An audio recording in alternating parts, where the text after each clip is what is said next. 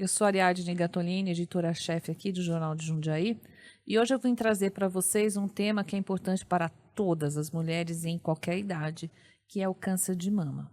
E eu tenho aqui comigo hoje uma ex-paciente, eu brinquei com ela agora, eu disse assim, uma lúcida ex-paciente de câncer, a Idelma Bocalon, que veio contar para a gente um pouco da trajetória dela com essa doença, com esse diagnóstico, com essa cura e com seus percalços depois do câncer de mama.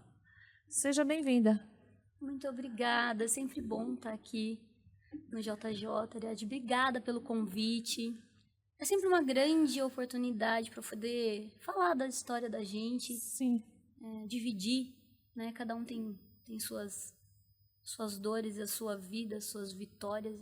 Esclarecer, né, que dá para passar por isso, enfrentando de frente, né, sem que há sobrevida, que a vida acontece todo dia, como a gente estava conversando agora há pouco, né?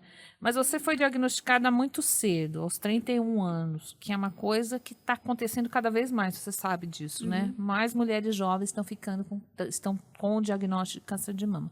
Como é que aconteceu o seu diagnóstico?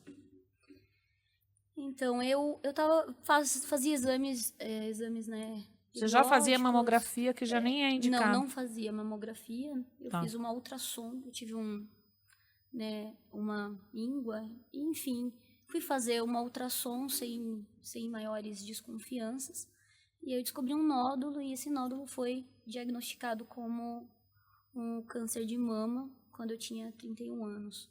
Eu tenho um histórico familiar, a minha mãe teve, né? E apesar disso, a gente não desconfiava. É engraçado isso, né? A gente não quer falar sobre, né? Mas a minha mãe teve, com 41, e geralmente, geneticamente, antecipa aí 10 anos, meu médico falou, e foi exatamente o que aconteceu. E aí, toda a história desse diagnóstico, da maneira que eu fui tratada, e tudo que aconteceu, e quem foi, e quem é a mulher, né, diante e dentro de um diagnóstico de câncer de mama. E assim que você foi diagnosticada, você já foi operar? Como é que foi? Demorou? Como é que foi esse tempo de espera? Não demorou. Foi muito rápido. Eu recebi o diagnóstico em um mês. Meu médico já havia dito que eu ia ter que operar, porque pelas imagens ele já sugeria que eu tinha um câncer bem agressivo, né, de crescimento rápido. Então, quanto mais a gente acelerasse esse processo do tratamento, que numa primeiro passo seria cirúrgico, eu teria mais chances de estancar a doença. E foi o que a gente fez, é claro, com todas as oportunidades que eu tive. Eu operei, fiz o esvaziamento mamário, né? Das duas mamas. Na época foi sugerido pelo meu médico que eu fizesse, porque ele já entendia, olhando os exames, que a possibilidade de eu ter um câncer genético era muito grande. Então, o protocolo para isso seria muito sugestivo, que eu já fizesse o esvaziamento das duas mamas. E ouvindo ele, é claro, com todo o apoio e com todas as explicações que ele me deu, eu optei por ouvi-lo. E fiz o esvaziamento das minhas duas mamas. O que mais tarde, com o teste genético, veio... Era isso mesmo, tinha que ter feito mesmo. Eu tenho uma mutação genética, né? Que são 2 genes que a gente tem, que combatem, né? Isso, o meu, ele não funciona direito. O que me dá, né, 80% de chance de ter um câncer de mama, e por isso eu o tive, e que também me leva para uma porcentagem muito alta de ter câncer de ovário, né, que são essa é uma mutação que acompanha, e alguns outros. E aí você tirou ovário também? Isso tudo, quando eu fui diagnosticado, ficou congelado, eu era muito nova, né? Então, meu médico disse que até os 40 anos... Você tinha que resolver. Eu podia me decidir sobre se eu, né, eu ia encarar, porque a retirada dos ovários e do útero. E foi o que eu fiz. Eu esperei, quando eu fiz 40 anos, hoje eu tenho 43, eu fui ao médico. Quando eu já tinha feito o teste genético, a gente já sabia que eu tenho essa mutação, né, do BRCA1, BRCA2, e eu optei por fazer a cirurgia, porque é uma cirurgia preventiva. Algumas pessoas não concordam com esse tipo de cirurgia, é como se você estivesse se colocando numa enrascada que você ainda não está, mas acredite, cientificamente, Você estará. eu participo de uma grande enrascada, né? São exames precisos que mostram realmente que a possibilidade genética, sem contar a possibilidade alimentar, de exercício, tudo que o mundo pode Mas tirar o útero aos 40 anos, ela também tem um impacto na sua vida. Gigantesco. Porque daí você podia fazer reposição hormonal? Não podia. A vida é de várias escolhas, né? Eu costumo dizer que as pessoas às vezes olham pra mim e acham que eu sou forte. Sou, mas em contraponto com isso eu também sou fraca. Eu também Baqueia, né? eu também sofri as minhas dores. Eu sou uma mulher que fez e refez o peito e acredite. Aí a gente já vai falar disso. Vamos terminar o ovário e a gente vai entrar pro peito, porque é uma história, outra história. É né? muita história. E é isso, eu tirei meu útero e ovário e sabendo, né, que eu entrei na menopausa. Uma menopausa Dá precoce. outro podcast, viu? Porque se a gente for falar de mulher menopausada Olha aqui. Olha, eu tive que antecipar essa pauta você teve na minha uma menopausa precoce, né? E por conta disso, né? Isso. Mas Você tá viva. Eu tô viva, eu acho que além, eu tô podendo viver. Isso. Sabe? Com qualidade. E é importante a gente falar aqui nesse podcast que você já tinha um filho, o Arthurzinho já tinha nascido. Então, é ao menos um problema que eu acho que estava dentro da sua cabeça, pois já tinha sido mãe. Tem muitas mulheres que passam exatamente pelo que eu passei, sem ter todo esse apoio que eu tive. Quantos anos ele tinha? O Arthur tinha 5 anos, 6 aninhos, né? E, enfim, ele passou por tudo isso junto, como se... São coisas que acontecem na vida e você tem a opção de enfrentá-las, né? Com medo, com dor, com dias bons, com dias que você tá com a sua fé lá em cima, com dias que você tá debilitado e aí você duvida, mas depois você retoma, porque... Eu tenho pensado muito, eu pensei muito sobre muitas coisas. E depois que eu adoeci com uma doença que realmente coloca em risco a sua vida, e as pessoas me perguntam muito do meu câncer, né? Da minha doença. Tem 10 anos. Você deixou de ser você para ser a doença, é isso que você está falando para mim? Eu não me incomodo, mas eu só trago uma reflexão, né? Quando a gente... O câncer, a quimioterapia, o tratamento em si, ele te descaracteriza. Eu não tô falando fisicamente só, né? E existe um impulso das pessoas enxergarem só a doença. E você tá ali ainda. Você existe exatamente como você sempre existiu. Atrás daquela careca, atrás daquela mutilação, atrás daquela reconstrução de seio que deu certo ou que não deu, ou que, sabe, atrás daquele tratamento, atrás daquele médico, como mãe, como mulher. Então, não existe esse apagamento. Existe, ainda bem que socialmente pode haver e às vezes há, né? Mas você tá ali dentro, porque realmente, você fica muito diferente quando você faz um tratamento quimioterápico, né? As pessoas, mas você ficou sem cabelo? Sim, eu fiquei sem cabelo. Eu untei. Mas isso, você está falando isso, você vai desincentivar as mulheres. Não, o tratamento quimioterápico é um tratamento duro de se fazer, que é diferente para cada uma. Tem gente que sofre mais, outras pessoas sofrem menos, algumas pessoas têm mais, né, apoio medicamentoso, porque tem condição. Eu tive, graças a Deus, outras pessoas nem tanto, o que leva também a sofrer mais. Cada câncer é um câncer. Então, o que eu queria muito era ainda ser vista como gente, né? Como e pessoa. não como alguém que pode sim morrer daquilo. Não, mas todos nós vamos morrer, né? E eu sei que é difícil, porque eu já botei esse olhar, entende? Em alguém. Quando você tá doente de câncer e você se trata dele e você sai à rua, você tem que estar firme, porque é impactante. Eu sou um péssimo exemplo.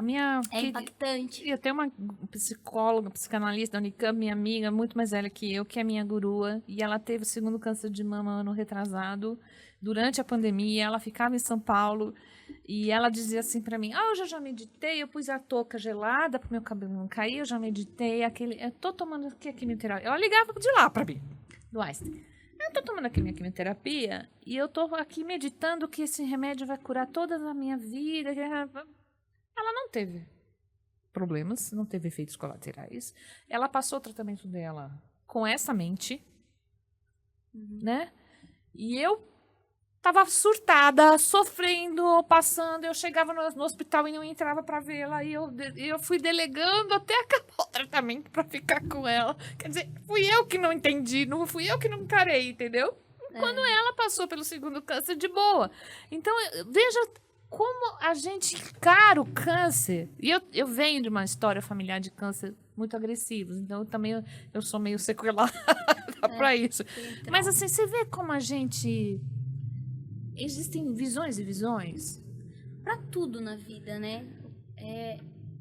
Além de um bom tratamento, além de uma boa, né, de um bom respaldo, porque a mulher também precisa ser amada, né? Ela precisa ser cuidada quando ela está doente, para que as coisas... Ela precisa ter uma amiga que a apoie, ela precisa ter uma rede de apoio. Sim. A gente, quando está doente, a gente não fica só frágil do corpo, Sim. né? A gente também... A gente se sente fragilizado. Então, tudo isso é muito importante no processo de cura, que tem como responsabilidade aquela pessoa que está doente, mas também envolve responsabilidade de quem está em volta, né?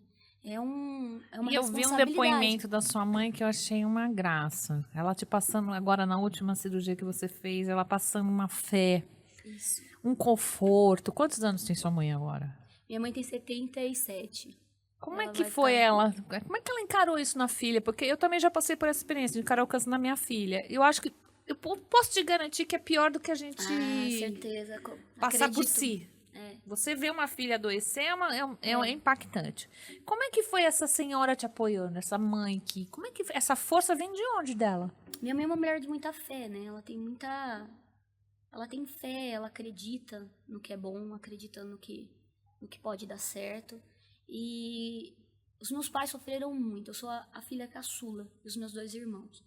Foi muito impactante para eles me verem doente, né? Eu sempre fui tinha uma energia de movimentação de vida muito grande. Sempre gostei muito de viver, de ir, vir, fazer, acontecer. E quando você adoece, você precisa fechar, né? A minha mãe, eu nunca disse isso, né? Mas eu não sei, não sei se ela gostaria que eu dissesse, mas quando eu adoeci, minha mãe adoeceu junto. Ela teve depressão e ela paralisou. Ela enfrentou a doença dela de uma maneira que foi um exemplo para mim, né? Quando ela precisou. Mas com a filha Mas quando eu adoeci, a minha mãe paralisou. Existem muitas histórias que eu conto. É que eu não falo com ela sobre isso. Eu tenho muita... compaixão. Eu fico com receio. Porque ela já tem idade, né? Mas a minha mãe, quando ela foi me visitar no hospital... Ela desabou.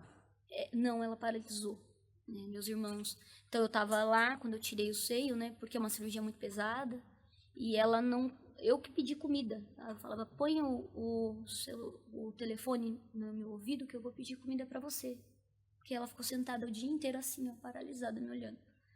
E aí foi quando a gente conversou, eu falei para os meus irmãos, olha, deixa eu aqui, que cuida da mãe, porque o meu pai ele chorava muito, muito também. Eles ficaram muito baqueados. Mas a minha mãe paralisou mesmo. E agora não, claro, ela entende tudo isso, mas foi muito... Mas essa última imagem dela, ela tá forte. Tá foi só aquela. Agora nós estamos todo mundo. Ou a primeiro impacto. Eu acho que agora já vieram Não, tantas cirurgias que ela já acostumou. A gente é que nem massa de pão, vai batendo, vai crescendo, vai pegando jeito. E aí, isso tudo passou, né? Que ela achou, né? Imagina. E aí, vai fazer quimioterapia. E aí, nossa, quimioterapia, meu Deus, vai cair seu cabelo? Vai cair. Olha, tá caindo. Então, assim, tudo acontece, tudo aconteceu. Sim, e você era muito aí, jovem. A boca com afta. E assim, o que eu tomo muito cuidado, sempre quando eu vou falar sobre o câncer de mama que eu tive, é nunca igualar a dor, as experiências. O princípio do meu respeito com todo mundo é entender que cada um passa pelas suas dores da maneira que pode, da maneira que naquele momento foi afetado, né? Cada um tem sua história, e o que eu quero, quando eu aceito vir dar uma entrevista e falar de novo de tudo que eu passei, é poder ter essa ideia de que se alguma coisa que eu disser puder dar força para uma mulher num momento de dificuldade, difícil, né? em que ela tá ali, ela tá pensando, não vai dar certo, ela tá pensando, e agora? Quem vai cuidar de mim? Quem vai me amar sem meus seios? Quem vai me querer se eu, porventura, não puder engravidar porque eu fiz um tratamento? Sim.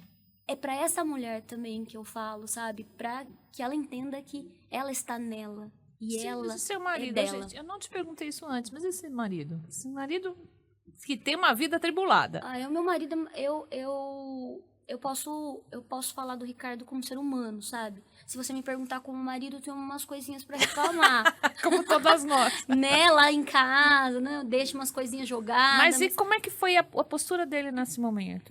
O Ricardo, ele teve uma postura de gente, né? Eu costumo dizer que quem tem empatia por gente, por amor, que tenha amor, eu acho que o amor, ele vai além do relacionamento. Eu tava vendo uma entrevista da Preta Gil. Sim. Eu acho ela fala umas coisas tão óbvias que eu falo assim, isso era assim que eu queria falar e eu não consegui dizer. Que é assim, cuida da sua mulher, né? É que ela separou bem no meio, Ele largou ela. Ele largou ela, então, traiu ela. E isso é uma realidade que não é uma história de vingança da Preta Gil contada no podcast. Acontece aos baldes. Sim. Os maridos, eles acabam deixando as mulheres por vários motivos. Um deles é porque eles são fracos. Sim. E eles não aguentam nenhum tipo de dor que não seja o mundo encantado que eles vivem, da mulher servindo eles. E aí, quando esse processo se inverte, quando uma mulher adoece e ela precisa ser cuidada, ele vai embora. parece que está invertendo a ordem do mundo. É. Então, ele vai para algum lugar ser cuidado, porque ele não foi criado para cuidar. É isso mesmo. Graças a Deus, eu não passei mais uma coisa que eu não posso, que veio ao meu favor, né? E que facilitou. Que ele segurou a onda. Ele esteve comigo o tempo todo, mesmo em situações adversas, e eu não acho que ele podia estar em outro lugar. Não, tem eu. Eu acho que era obrigação. Eu não acho, entende? E aí, se me forçam a parabenizá-lo um pouco, eu já começo já começa a me dar um negocinho aqui assim, sabe? Acho que era obrigação.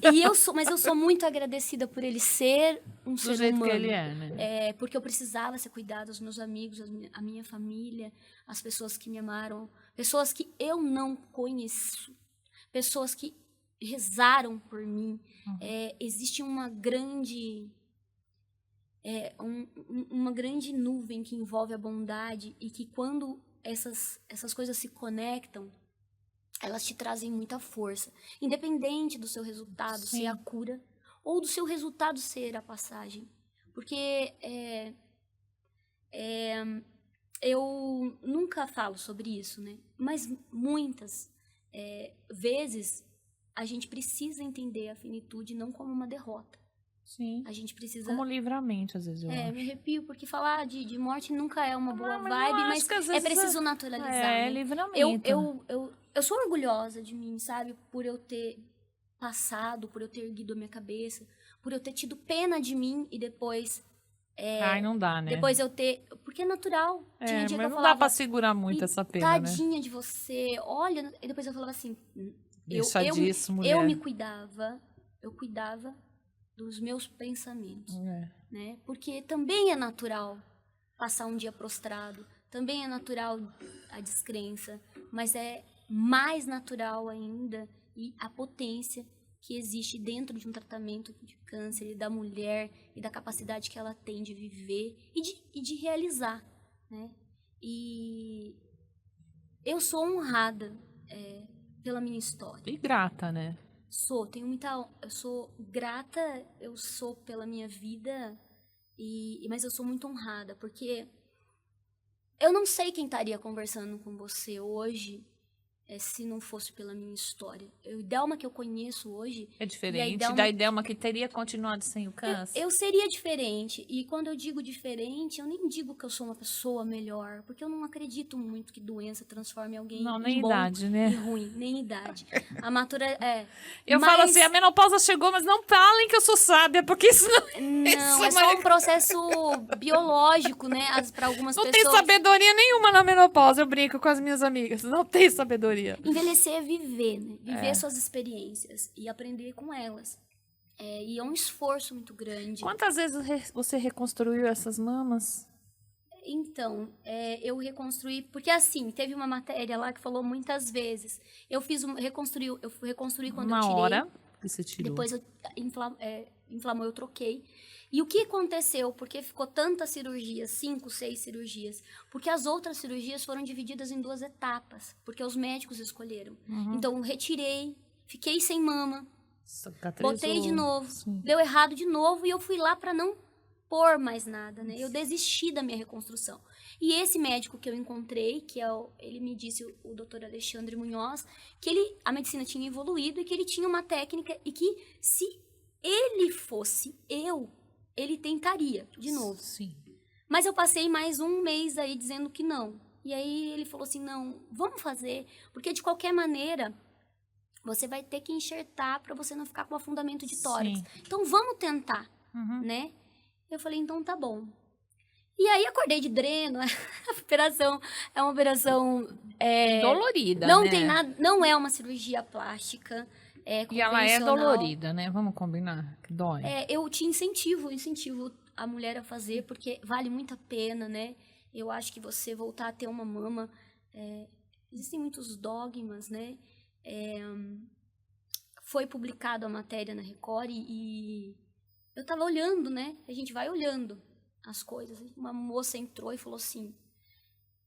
você se curou com esse tanto de cirurgia, ainda vai se colocar em risco, devia estar agradecida apenas por você estar viva. Eu li aquilo, né? Quem é ela para julgar, né? Mas eu só queria com isso, não é nem um rancor, é trazer uma reflexão, né? A gente é julgado, a mulher ela é sempre julgada por qualquer atitude que possa parecer estética e que possa parecer futilidade. Como se a gente não tivesse o direito de querer ser quem a gente é. E de ter o nosso seio que foi arrancado por uma doença. Eu acho que a pessoa que fala isso realmente não passou por nenhum processo de câncer na vida. É porque existe essa crença, né? Você sobreviveu, ergue as mãos. Eu ergo as minhas mãos pro céu porque eu sobrevivi. Mas a gente pode sobreviver melhor? Isso, você ter uma dor constante. Eu quero sempre melhorar. Eu acho que as pessoas quando passam... Eu quero viver sem dor, eu quero viver sem incômodo. Quero ficar bonita aos 43. Se isso... quero muito. Não é? Vamos falar do julgamento? Essa parte pegou, que eu falei que eu li, né, nas postagens. Então, é isso. A gente tem que entender que a cirurgia de reconstrução de mama, ela é parte de um tratamento. Da restituição dessa mulher. E é um direito, hoje é um direito do SUS. É um direito da mulher, né? E isso é parte de todo esse tratamento de cura, porque a cura ela passa por vários âmbitos, né? É a cura espiritual, é a cura do corpo, é a cura de você se entender de novo daquela maneira, porque o seio ele é um símbolo feminino muito forte. Você é muito jovem. É muito jovem, né? Você deitar e acordar sem os seus 2 seios, ou sem um seio, só vai saber a mulher que passa por isso, né? É preciso que haja respeito também sobre as escolhas. Agora, Delma, por que você acha que a gente vive um momento nesse país que as pessoas julgam os outros? Porque eu passo todo o limite que você faz as escolhas melhores para você mesmo e não tenho nada a ver com isso. Por que de repente a rede social ou uma matéria dessa que sai numa televisão, as pessoas se dão o direito de dar uma opinião sobre o que elas não conhecem? Elas não conhecem você, elas não conhecem o câncer, elas não passaram o que vocês passaram, porque cada ser tem uma experiência única. Isso te incomoda ou você já não tá nem aí mesmo o que fala? Não, nem aí eu não eu tô. Eu não tenho essa. Eu não fico me incomodando com isso, pois eu compreendo. Sim. Eu acho dolorido, porque existem processos que às vezes você tá passando por uma dificuldade que aquilo bate em você pesado, né? Você Sim. tá frágil. Isso. Mas a opinião das pessoas realmente, eu costumo dizer que poucas pessoas elas nos ouvem para nos ouvir, elas nos ouvem para responder alguma coisa, para dar uma opinião. Então ela não está me ouvindo genuinamente sobre o que eu estou dizendo. Ela está esperando eu falar para poder opinar sobre isso. Então é mais sobre mesmo quem está opinando do que sobre mim, né? A minha história, ela tá comigo. Se você quiser sentar comigo e eu contar, eu tenho 1000 histórias que vai fazer você compreender essa jornada como uma jornada de uma pessoa comum, de uma pessoa que teve dores, que riu pra caramba fazendo esse tratamento também, que, enfim, e eu tava vendo, o Humberto Eco tava dando uma entrevista, e aí eu tô na menopausa, né, por conta disso tudo. Então, toda vez que eu vou contar uma história, me falta 30 palavras. Sim. Mas ela tá ali, né? Sim, eu sei como é. Então, eu pego o celular, não sei eu sei quem é que eu tenho que falar, mas eu não lembro o nome. Então eu entendo bem o que você tá passando. E ele tava contando uma história, e ele diz assim que o amor, ele é seletivo, né? Eu amo alguém e eu quero que essa pessoa me ame. E eu não quero que essa pessoa ame um outro alguém. E nem que outro alguém ame essa pessoa. Porque eu quero ser amada. Só pra mim. E isso fere as relações humanas. Diferente do ódio, né? Que ele agrega, né? Eu odeio você, vamos odiar ela junto, né? E aí você junta um monte de pessoas para odiar alguém. Pessoa. Então ninguém levanta uma bandeira e fala, amemos uns aos outros. As pessoas, vamos odiar aquilo lá, e aí junta um monte de gente fazendo isso. E no final, ele fala de uma maneira muito mais graciosa, que óbvio. Ele diz assim que o grande antídoto para tudo isso, para não se render ao ódio, é o humor. E tirar sarro da gente mesma, né? Então, você tirou sarro de você mesma? A gente precisa olhar com bom humor as nossas dores para atravessá-las também, né? Senão fica tudo muito pesado, duro, chato. Tudo muito castigante. Eu tirei sarro, né, imagina. Minhas opiniões sobre mim, elas são tão cruéis quanto as que eu possa ter sobre qualquer pessoa. É a mesma medida, né? Eu acho que tirar o sarro dessas situações, eu já tive estado de câncer, eu cuidei de papai e mamãe com estado de câncer terminal, e a gente foi até o limite, a gente foi rindo, sabe? O bom humor, ele... Porque é uma finitude, mas também para quem tem uma vida espiritual, também tem uma passagem para a vida espiritual. E a gente conseguiu levar isso até o final com esse riso e com esse bom humor.